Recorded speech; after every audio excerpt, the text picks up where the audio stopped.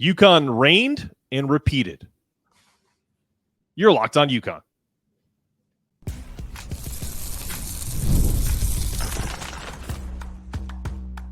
You are Locked On UConn, your daily podcast on the UConn Huskies, part of the Locked On Podcast Network, your team every day. Thanks for listening to Locked On UConn, your first listen every day. We are free and available wherever you get your podcasts and on YouTube, part of the Locked On Podcast Network, your team every day. Today's episode is brought to you by Game Time.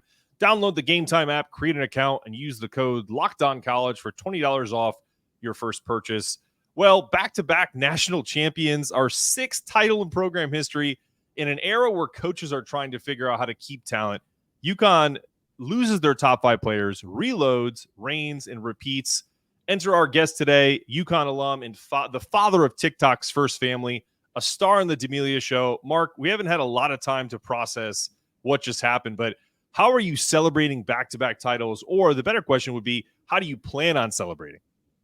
I just actually flew in from Arizona. I'm in LA right now. I'm in my office in LA. Flew in this morning. We had a great weekend of celebrating from Saturday to Monday to left this morning. So it was awesome and cool. I was in Houston last year, and Arizona was incredible also, but this one was great. No, it's great, man. And to me, this question never gets old. Anytime I've had a guest on, whether it's been fan or media or former player, what can we learn from Dan Hurley? It's just the man himself. Forget about how great of a coach he is. You know, what have you learned in watching him over these last handful of years? Well, I talked with Angie last night, and she and you know they're an incredible family. New Jersey's part of the tri-state area, so they seem like their hometown people. And she was joking around, but she said Danny does one thing really, really well, and he does, man. He's amazing, and he's so, I don't know. He's like, I've talked with him. I wouldn't say a bunch of times, but I've talked with him a few times, and he always makes you feel like, you know, he's part of you're part of the family, and you always feel that he's got that genuine demeanor about him, and he fits in perfectly to what we do. And he's obviously really good. Those guys will run through a wall for him, man. It's incredible. Yeah, it's funny that you say genuine as the word. I had Andre Noel's dad on Tashid Carr about 3-4 weeks ago, and that's the first word that popped into his brain when it came to just him and Danny talking. Obviously, he mentioned Kamani and the rest of the staff, but genuine is the word that was used several times. So that's some great connective tissue there. For those who don't get it, you're a UConn alum of class of 91. What does the University of Connecticut and its athletics, particularly basketball, mean to the state of Connecticut? I mean, it means everything to the state of Connecticut. We have a WNBA team. We don't have an NBA team. We don't have an NFL team. You know, obviously Southern Connecticut rallies around the New York teams, and you know, Northeast Connecticut rallies around the Boston teams. But this is our pro team, and you know, I think the people over the last 30 years have watched this team grow from not only just a regional basketball program to now a basketball program that has national, has won 6 national championships. And I feel like whether you're an alum, a fan, whether you played for the school, I just think we all hold it so dear to us because it's been so important to so many people in the state of Connecticut over the last 30 plus years. No, I couldn't agree more. I did a media spot last night, and I'll ask you the question they asked me because honestly, I didn't really know how to answer it because it's the perspective. When I was 9 years old and we lost to Duke in the Elite Eight, and now to be in a position where we have one more title than a team like Duke, that kind of mythical figure, where do you put this team's ascent in kind of the pantheon of college basketball? Are we the bluest of blue bloods in your opinion? 100%. I think we've done more with less than any, and we're still, you want to put us in the same breath as Duke, North Carolina, and Kentucky. I mean, those guys are always stacked with McDonald's All-Americans. It seems like we've been able to do it with great coaching. Yeah, you need great players, but I think we've had players that we've helped cultivate. And, I mean, you look at Tristan Newton. I mean, the kid came out. I mean, you could argue he's one of the best point guards that, if not the best, that UConn's ever had. Definitely, then you get Cam Newton coming in. It's been incredible, man. No, I totally agree. And since you are an alum, you graduated in 1991. Do you have any nostalgia for, the old Big East and kind of the regional rivalries, or is it a mixture of that? And are you embracing the potential future of all of this conference realignment and some of the stuff that is potentially coming down the pike? Yeah, I mean, I like most loved those UConn Syracuse matchups and those UConn Boston College matchups back in the day. I think when we went to the American, the wheels kind of fell off, even though we won a national championship in that league. And now back in the Big East, I feel really comfortable in it. And I love being able to play on the football side, being able to kind of pick and choose teams and being independent. But I love being in the Big East. I mean, I think we still have some really good rivalries with St. John's. Obviously, that one's getting even more heated now. Yep. Seton Hall with the Danny connection and their family to New Jersey, Providence. There's still some really, really good ones. So I don't know. I mean, I look at the Big Ten, and your Rutgers going out to play UCLA or it's kind of, it gets crazy. That's how it was with the American going to, SMU or South Florida or whatever. So I'm really comfortable where we are right now. Yeah, I think most people will have to agree with you there. Well, listen, we'll dive into Marc's efforts into NIL for our beloved Huskies after this.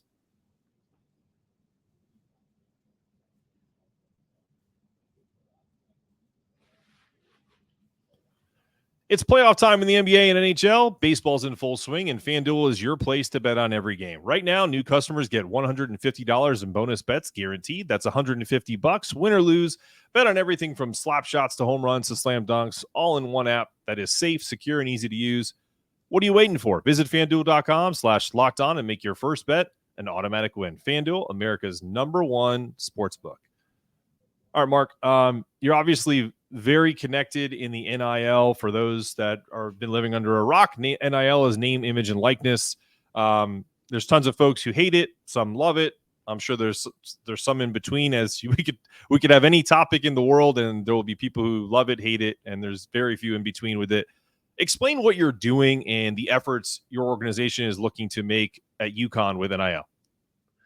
Yeah, I mean, name, image, and likeness is something that's been around in professional sports for years. I mean, all the jerseys that players sign either through the NBA Players Association or through individual player deals, that's been commonplace. You want to use someone's face, name, image, likeness, you have to pay them.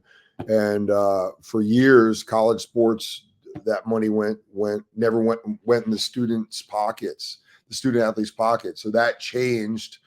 And I got involved early on a couple of years ago, just because no one else was doing it. It wasn't like I was like, hey, I really want to do this. This is awesome. I just knew we needed to compete. I knew where the notoriety that my family was having, it would make sense that I could shed some light onto this program. And basically what we're doing, UConn right now is two collectives. What my collective is focusing on is basically helping student athletes get brand deals, but also really getting involved in helping them build their personal brand. And it's been great. I mean, it changes all the time. It's I already have a full-time job, and it seems like I have another full-time job. But for a UConn fan like me who loves being around the university and loves sports and loves the team, it's been awesome. That's great. Do you when you work with a player, and feel free to name anybody that you're working with here in a second, but if a let's say we have some new recruits coming in for the men and women's side, if they came to you and said, "Hey, I have an interest in X, Y, and Z, and would love to potentially work with you," do you then try to find them brands and then work with them either personally or through your company with like media training and things of that nature? What does it all entail? Yeah, I thought we were going to be early on, Mark. I thought we were going to be more acting as almost like an agent, like what my daughters deal with. If they have a brand deal comes in, it comes to our agents at UTA, and then they present it to us. I thought that was what I was going to be doing, and actually going out there and getting those deals. We work, and the University of Connecticut works with a platform called Open Doors, and that basically houses deals. So it's open to anyone. So if you have any kind of business could go there and say, hey, we want, if you get it really specific, like, hey, we want Donovan Clingan to do this deal, and it goes through the portal, and you present a deal to Donovan, and he makes money off of it. So that's what I thought we were going to be doing, but this platform has really helped facilitate a lot of these deals where they don't need me to go out and get the deals. I like to focus on supplemental income for the players, outside of their brand deal. So we've raised money, and we actually take the majority of that money and distribute it right back to the student athletes. And then I do work closely with doing cool events that just kind of makes their experience at UConn really, really interesting and a little bit more fun. We did a event last summer out in LA, and we flew, I think Victor Rosa came out, Taquan Roberson came out, Donovan came out. So, and this is, I think, after Donovan won the national championship, and he was like, man, that was one of the best events I've ever been to. And I'm like, dude, you just won the national championship in basketball. You coming out to LA, that's cool. And we just did an event with some football players at Mohegan Sun. Little things like one player wanted to get his username changed on Instagram, and we have those relationships. So I could just pick up the phone and call someone at Instagram and say, hey, this guy's a Division I athlete. Here's his Instagram. He wants to change his username. Things that they might not have to navigate. We've also started to submit all the players in our collective to get verified on Instagram, and that usually takes five pieces of press. So if they don't have those, we're just talking about them. How do we get potentially the Hartford Courant or somebody to write a story about them, so that now they have the press to then get verified? So I'm kind of entrenched in those types of things. That's interesting. And the reason why I ask is, I know this isn't really going to happen, but I think I tweeted at you and said, when UConn went on their 30-0 run, we need to get some kind of coffee deal, because that's called a triple kill shot. So we need to get some kind of coffee deal where the people of Connecticut, or really all over the country, can go up to their local Starbucks and say, give me a triple kill shot to go. Dan Hurley can be the steward on that one for all I care. Yeah. I just thought that would be a really good one. Yeah. And again, like those things, I was very impressed by this platform, Open Doors. And if anybody wants to do those kind of deals, they can reach out directly through Open Doors to any of our players. So and I know they get a bunch of deals that way. That's fantastic. So where do you want the collective to be like this time next year, coming off a national championship? We got football season coming up. It's like, sports never stops, right? The hustle never stops. So where do you want this collective to be? Let's say this time next year, you and I sit down and have another conversation. Where do you want this place to be jumping at? I hope that someone decides, or the courts decide, or ever decides that the schools could kind of get some handle on this thing, and because it's the wild west out there, and 2 months ago I was told, hey, you can't communicate with any student athletes directly, and I was like, great, no problem. And then not student athletes that are at the university, but either in the transfer portal, and then that rule changed. So it's like, it's crazy for a guy like me that's doing this as almost philanthropy or to have to deal with this, because it's just they really got to figure it out. So I would rather that every player of every Division I sport shares in the profits of or the income, the revenue that's generated from the school, and kind of get the collectives out of it. But since that's not the case right now, I want to be for our collective. I never see us as a type of collective that's going to raise $10 million and stack the football team or that. I think, and I do think Bleed Blue for Good does a lot more of the heavy lifting with going out and raising money for donors. I kind of want to be not use the collective to just really help out our student athletes in ways that maybe other collectives don't, by giving them some guidance on their personal brand and navigating through how they get through social media. I'm a firm believer that if you're not going to play professional sports, to get out of the University of Connecticut with an incredible degree and an awesome education, and set yourself up with a good social media platform to do whatever you want to do, whether you want to be an influencer, or you want to be a doctor. I just think that following that you have could translate to so much. And that's what that's what I've seen. People were like, why are you on TikTok? And I'm like, because get my, whatever I decide to do, I now have 10 million people, which is a lot of people that I can, if I want, talk about UConn all day, and which I do. Yeah. No, it's great. And talk about how can individual donors, fans make a difference in the NIL efforts? Yeah, I mean, so we are we have a website called D'AmelioHuskies.com, and you can just go there and donate. We are extremely lean. Right now, 100% of your donations go to directly in the student athletes' pockets. We have one woman who was graduated from UConn a couple of years ago. She was a softball player.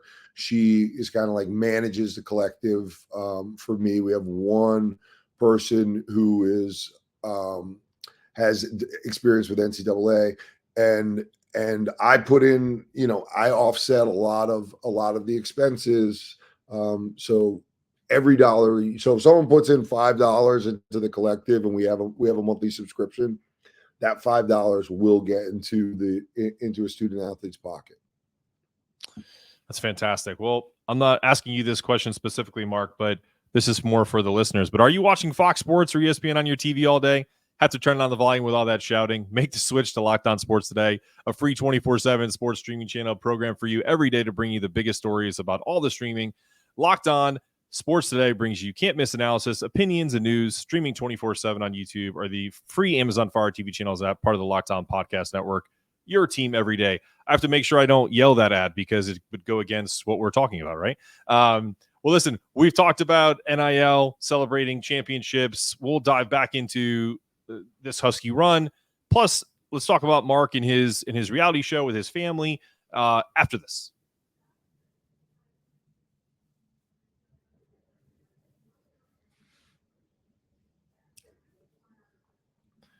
Have you ever had a frustrating time trying to snag tickets for an MLB game? Remember one time I was scrambling to find good seats last minute, but it was a nightmare. That's why I'm thrilled to tell you about Game Time, the official ticket marketplace of Major League Baseball. With Game Time, getting tickets is a breeze. Price drops the closer it gets to game time, and they've got killer last-minute deals. Plus, you can check out views from your seat and before you buy. Personally, I love browsing through the app, checking out upcoming games, and scoring awesome deals. And the best part, the lowest price guarantee ensures you're getting the best deal out there. And get this. Their all-in pricing means no surprise fees at checkout, so take the guesswork out of buying tickets and download Game Time app now. There's a little bonus. Use the code LOCKEDONCollege for $20 off your first purchase. Terms apply, so don't miss out. Download the Game Time app today. All right, Mark, you talked about celebrating this championship, our 6th title. We've talked about NIL efforts.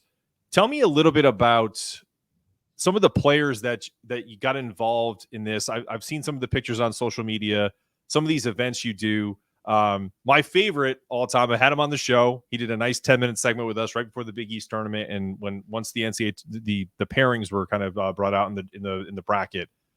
Chris Smith, the GOAT, right? You were to me, he'll always be one of my top 5 players. He's on the first team that I kind of started following as a kid.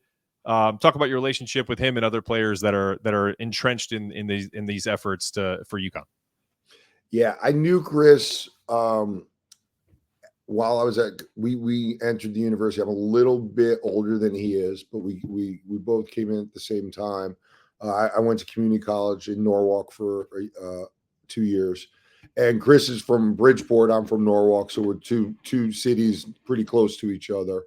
And he was the man on campus. I mean, it was always nice, but it was different, Mark, back then with no social media. You'd kind of see him and then you wouldn't see him for a while, or you'd see him out and you'd be, hey, Chris, what's up? And everybody was going up. So since I've been involved I've been a season ticket holder on and off for UConn basketball for a long time.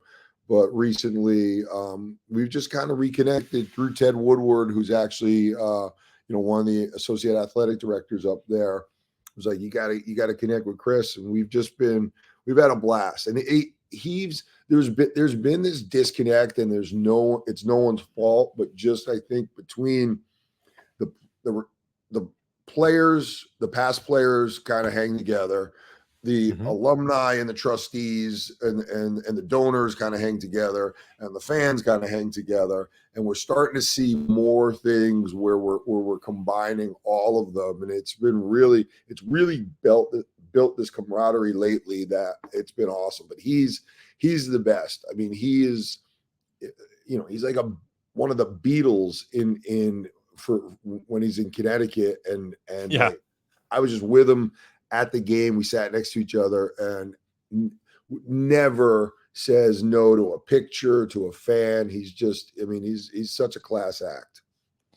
Well, that I can attest to. I met him a long time ago as a kid, got his autograph. And then once this opportunity to host Locked on UConn came about for me, he was one of the first messages I sent on X, and it just said, hey, obviously you don't remember this a long time ago, but would love to have him on the show for 10, 20, 30 minutes, whatever you have time for. And it was like a month before I even did a show. And he said, absolutely. And so I was able to get him on and really kind of talk through it. I have a recording of him saying "Go Huskies" at the end of the show. And I'm trying to incorporate that at the end of every show so that so we can always have Chris Smith's voice saying "Go Huskies" at the end of the show. But look, I heard about you late in life. I have young kids, TikTok is all over the place, and I personally have it. I'm not active on it as much. Maybe I should be. Maybe I can get your help on that branding. But yeah, I mean, talk to me about how the D'Amelia show started. Like, that's honestly my first question. Like, how does an idea like this, a reality show, just come to fruition? Yeah. So people, as a family, well, as parents, my wife Heidi and I had no intention to be famous in Hollywood. I mean, our people forget now, and they're like, oh, they have a show, and they're like, we came out here because we have a 50-year-old daughter who we saw a huge opportunity. She's a dancer and wanted to do all kinds of things with dance. We saw this as a great opportunity, as if if someone had a child who was a great pitcher or potentially Olympic athlete. We moved out here as a family to keep her close. I wasn't going to send a 15-year-old girl out to LA, and my other daughter at the time, Dixie, was 18. So we're like, hey man, let's come out with family and see what's going to happen. And it kind of just snowballed really quickly. We got an agent in UTA, and when one of our first meetings, they're like, your story of coming out from Connecticut and virtually, obscurity and becoming thrust into the public eye, we think we tell a good story. And we started to realize on social media, people, you think somebody from the way they tweet or the way they do a video, but you don't really know them. And I thought doing a TV show, kind of telling the experience we're having would let people see what we're really about. And we've just completed season 3 of the show, and we'll see what happens if we go forward with it. But it was a great experience, and I'm having fun out here, Mark. It's a good time. But you see where my heart is. My heart is definitely back east, but we have a place back east and we have a place here, and I kind of go back and forth. No, I mean, listen, as someone that's lived in only 3 places in my life, Connecticut, LA, was out there for 2 years when I was young, and then now down here in North Carolina. I get it, man. There's great things about a lot of places, and it's just really cool because for me, watching you, because when I was doing this research, knowing that I was going to interview you, I did watch a little bit of the show. And I won't lie to you, like reality TV hasn't been my bag. My wife watches some reality TV, so I pop in. I don't know if you've seen these memes where my husband doesn't watch reality TV, but he comes in and goes, "I can't believe that's happening." So I know what's going on, but I don't watch it religiously, right? Yeah. So was there ever a moment during any of the tapings where you kind of looked around and were like, "What the hell are we doing this?" So just because you're a very normal guy, everyone's in quotations, I guess, right? What's normal? And it just, to me, when I set this up, I was just like, that's the question I have to ask. Like, what ever? It's not even a regret question, but do you ever look at it and go, "What are we doing?" Yeah, I mean, we talked about that up front when they were saying to us, "Hey, we really think people will be interested in this." I said, we're not that family that you're going to get a lot of reality. And what was cool about what we did with Hulu is it came through the docu-series division, not it's still unscripted, but it was, we definitely made it we wanted it to be a docu-series. Whether or not that's interesting or not, that's a whole nother thing. Obviously, there's the shows that are really successful are the ones that create drama. And I just don't want a bunch of drama in my life. Like, I want to go hang out with my family, go do what I did this weekend, go to Phoenix and watch some basketball. So, but it's been fun, and I think I always looked at life as being short and having to take some opportunities. And I was lucky. I was in sales and I had a showroom in New York City, and it kind of happened at the same time. I couldn't get into my showroom in New York City. I'm in the apparel business. I couldn't get into my showroom in New York City because of COVID. And we ended up quarantining out here in LA. So it made sense. And now we're here. So, well, I have maybe 2 more questions. One specific: you're a father of daughters. I am a boy dad, but I do have a daughter on the way. What's your biggest advice for a soon-to-be girl dad in September? I didn't have a son, so it's kind of hard for me to say I would do things differently. I think one of the cool things that I did, and the girls say this, is not that I didn't treat them like girls, whatever that means, but I do think when they came to me, there was nothing that I ever said, "Wait, that's not something a girl should do." And I think I was just open to everything. So Dixie started racing BMX bikes in Connecticut when she was like 5 years old. And I was like, let's do it. I did it as a kid, and I think she was finished one year national number 5 in the US. And it was fun. And they always say that. And I think one of the other things, and this isn't just for girls, I think I've always listened to my kids and let them, even if I have a really strong opinion or maybe something that my parents taught me and I seem to be set in my ways, I try to break away from that and really listen. Both girls are really good at making their point and stating their case, and I let them state their case.